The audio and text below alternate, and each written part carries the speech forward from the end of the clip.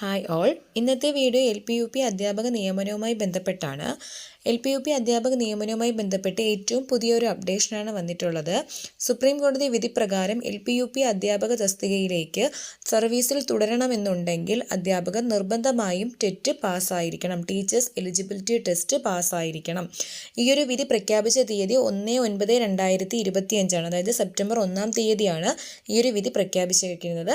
ഈ വിധി പാലിക്കേണ്ടുന്ന സമയപരിധി 1/9/2027, അതായത് ടെറ്റ് ഇല്ലാതെ സർവീസിൽ തുടരുന്ന അധ്യാപകർ 2 വർഷത്തിനുള്ളിൽ ടെറ്റ് നിർബന്ധമായും പാസ്സായിരിക്കണം. 2 വർഷത്തെ സമയപരിധി എവിടെ ലഭിക്കുന്നുണ്ട്.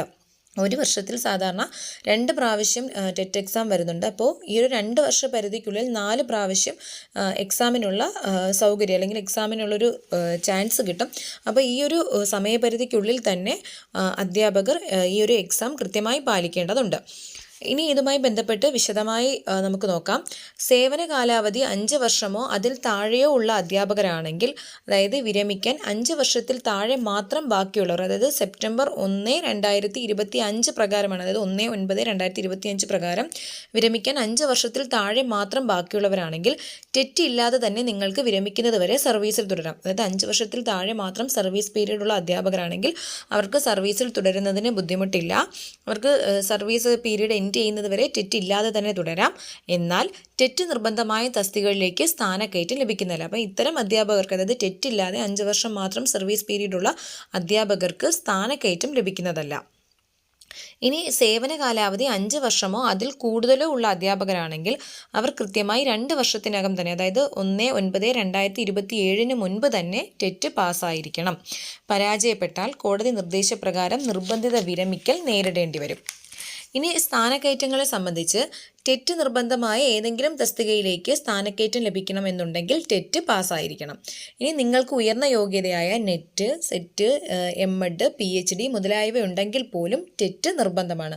മുൻപ് ഇത്തരം ക്വാളിഫിക്കേഷൻസ് ഉണ്ടായിരുന്നെങ്കിൽ, അതായത് നെറ്റോ, സെറ്റോ, MEd, PhD ഒക്കെ ഉണ്ടായിരുന്നുവെങ്കിൽ ടെറ്റ് നിർബന്ധമല്ലായിരുന്നു. എന്നാൽ ഈ ഒരു വിധി വന്നത് പ്രകാരം ഇവയൊന്നും പോരാ, ടെറ്റ് തന്നെ നിർബന്ധമായും പാസ്സായിരിക്കണം.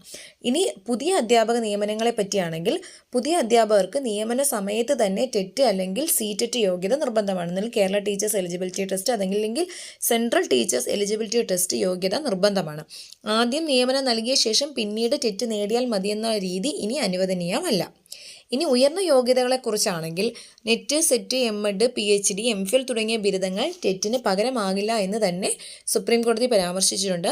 ടെറ്റ് എന്നത് കുട്ടികളുടെ മനഃശാസ്ത്രത്തിലും അധ്യാപന ശേഷിയിലും ശ്രദ്ധ കേന്ദ്രീകരിക്കുന്ന ഒരു പ്രൊഫഷണൽ യോഗ്യതാ പരീക്ഷയാണ്. ഇത് അക്കാദമിക് ബിരുദങ്ങളിൽ നിന്ന് വ്യത്യസ്തമാണ്. ഇനി അധ്യാപകർക്കുള്ള പ്രായോഗിക നിർദ്ദേശങ്ങൾ എന്ന് പറഞ്ഞു കഴിഞ്ഞാൽ, നിങ്ങളുടെ വിരമിക്കൽ തീയതി പരിശോധിച്ചിട്ട് നിങ്ങൾ ഏത് വിഭാഗത്തിലാണ് ഉൾപ്പെടുന്നത് മനസ്സിലാക്കുക. അതായത് നിങ്ങളുടെ വിരമിക്കൽ ഡേറ്റ് നോക്കി നിങ്ങൾ 5 വർഷത്തിൽ താഴെ മാത്രം സർവീസ് പീരീഡ് വരുന്നവരാണോ അതല്ല അതിൽ കൂടുതൽ വരുന്നവരാണോ എന്നുള്ളത് നോക്കുക. 5 വർഷമോ അതിലധികമോ സർവീസ് ബാക്കിയുണ്ടെങ്കിൽ അടുത്ത KTET സൈക്കിളിനായി രജിസ്റ്റർ ചെയ്യുക. അത് കേരള പരീക്ഷാ ഭവനോ അല്ലെങ്കിൽ SCRT വഴിയോ അറിയിപ്പുകൾ പരിശോധിച്ച് അത് കൃത്യമായി രജിസ്റ്റർ ചെയ്യുക. ഇനി 2 വർഷത്തെ സമയപരിധിക്ക് മുമ്പ് ആദ്യത്തെ അല്ലെങ്കിൽ രണ്ടാമത്തെ ശ്രമത്തിൽ തന്നെ നിങ്ങൾ ടെറ്റ് പാസ്സാകാൻ ശ്രമിക്കുക.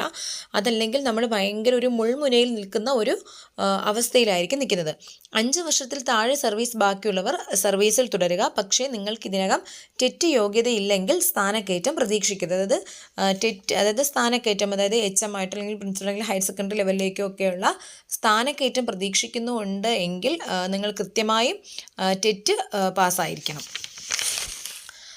ഇനി സ്കൂളിലെ പ്രധാന അധ്യാപകർക്ക് അല്ലെങ്കിൽ മാനേജർമാർക്കുള്ള നിർദ്ദേശങ്ങൾ എന്ന് പറഞ്ഞാൽ, 5 വർഷത്തിൽ താഴെയും 5 വർഷമോ അല്ലെ അതിലധികം സർവീസ് ബാക്കിയുള്ള അധ്യാപകരെയും തരംതിരിക്കുക. അതായത് സർവീസ് ബുക്ക് പരിശോധിച്ചുകൊണ്ട് 5 വർഷത്തിൽ താഴെ മാത്രം സർവീസിലുള്ളവരെയും അതിൽ കൂടുതൽ സർവീസിൽ വരുന്നവരെയും രണ്ടായിട്ട് തരംതിരിക്കുക. എല്ലാ സ്ഥാനക്കയറ്റ നിയമന നടപടികളും കോടതിയുടെ നിർദ്ദേശങ്ങൾക്കനുസരിച്ച് കർശനമായി പാലിക്കുന്നുണ്ടെന്ന് കൃത്യമായി ഉറപ്പാക്കുക.